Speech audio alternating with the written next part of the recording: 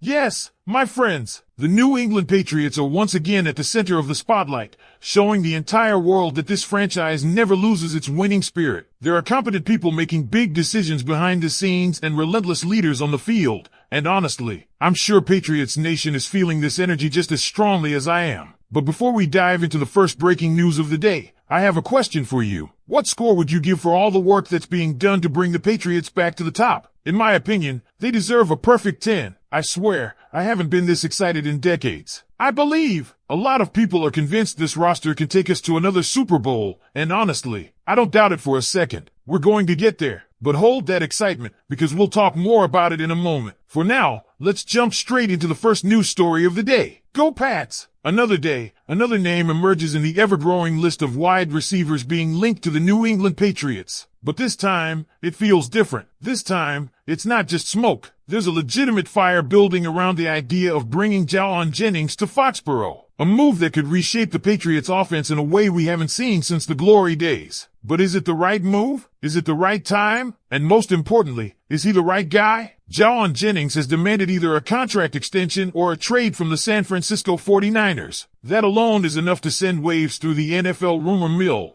But in New England, where the wide receiver position continues to be a source of both frustration and fascination, this news hits differently. The 28-year-old receiver had a breakout season in 2024, 77 catches, an 83.1 PFF grade, and a reputation for contested catches that has defensive backs on alert. Ranked 14th out of 133 eligible receivers in Pro Football Focus metrics, Jennings made a definitive statement last year. He belongs in the upper tier of NFL receivers. This isn't your average offseason hype. The Patriots have been attached to just about every receiver with a pulse this year. Gabe Davis, Terry McLaurin, and others. The truth is, this team is desperate for a game-changing weapon. The current receiver room? It's crowded, but not dangerous. Kendrick Bourne, Keyshawn Bout, Jalen Polk, Pop Douglas, Kyle Williams, they all bring something to the table, but none of them stretch the field or strike fear into a defense. Jennings, at 6 feet 3 inches, 212 pounds, with the physicality and skill set to line up both inside and out,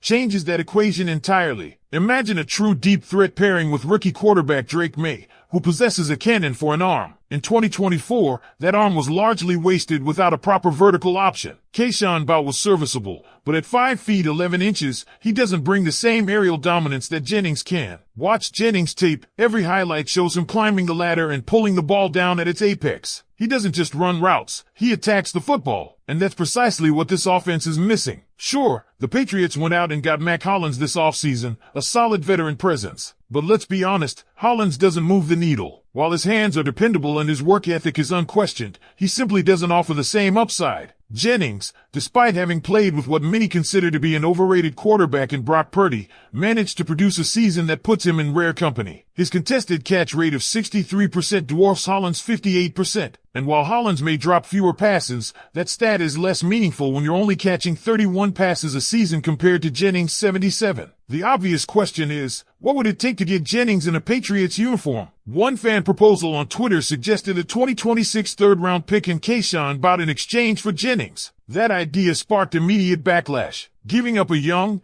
developing receiver and a valuable pick for a 28-year-old who's only proven himself for 1 year and who's asking for $20 million per season feels steep. And that's the real rub here. Jennings isn't just looking for a new team. He's looking for long-term security. He wants to get paid. And who can blame him? With an expiring deal and the NFL landscape shifting more and more toward player leverage, Jennings is doing what many players in his position are doing, betting on himself. He's scheduled to make $7.5 million in the final year of his deal with San Francisco, a figure that doesn't match his recent production. But here's the thing, if he wants elite money, he needs to show elite consistency. One strong season is a good start, but is it worth $20 million annually? That's a tough pill to swallow for the Patriots front office, especially with major contract decisions looming. Christian Gonzalez will be extension eligible soon. Drake Maye, still on his rookie deal, will eventually command a hefty payday. And while the Patriots currently boast roughly $60 million in cap space, throwing a third of that at a receiver with a 1-year resume would be reckless unless he continues to prove he's more than a flash in the pan. Keyshawn Bout,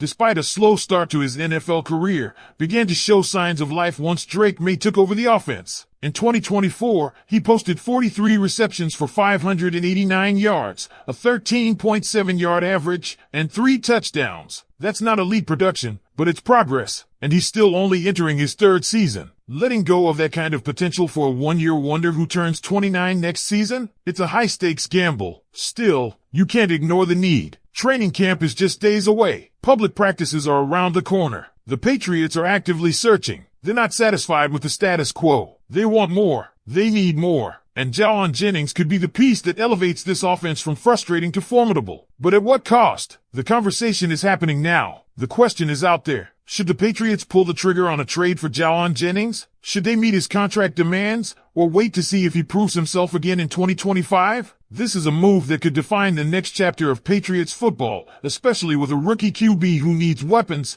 protection, and confidence in his arsenal. So now it's your turn, Patriots Nation. Would you accept this trade? Would you hand over a pick and a prospect for a big-bodied, contested catch machine with one breakout season under his belt? Or would you hold off, develop the young core, and preserve the cap space for a more proven commodity? Because this isn't just a hypothetical debate over a name on a depth chart. It's a defining decision about what the New England Patriots are trying to become. Are they content to hover in that frustrating limbo, too good to collapse, too underpowered to contend, or are they finally willing to take a swing at reestablishing themselves among the AFC's elite? When you peel back the layers, you see exactly why Jauan Jennings' name keeps surfacing in every conversation about this offense. It's not only about the stats, though those 77 receptions and top 15 PFF grade are more than enough to get any general manager's attention. It's about what he represents, a big, physical target who can immediately redefine matchups on the outside, who can line up anywhere, and who can make a young quarterback's job infinitely easier by simply erasing coverage with pure size and timing. Imagine the ripple effect across this roster if the Patriots actually pulled the trigger. Defensive coordinators would have to commit extra resources to bracket coverage, opening the middle of the field for Kendrick Bourne and Pop Douglas. Safeties would have to respect the deep ball every single snap,